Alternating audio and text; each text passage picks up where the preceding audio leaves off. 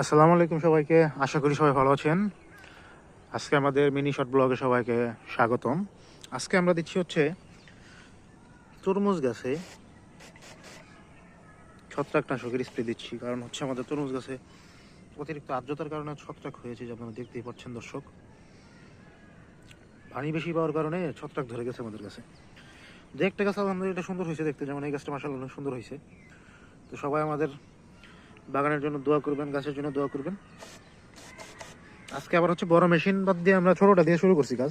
এই পাশে আছে আমাদের সাম্মামের অবস্থা খুব একটা ভালো না, ছত্রাকে ধরে অবস্থা খারাপ দেখে। দেখেন, দেখতেই পাচ্ছেন একটা রেড বিটল, এই যে একটা রেড বিটল, রানী একটা রেড বিটল দর্শক।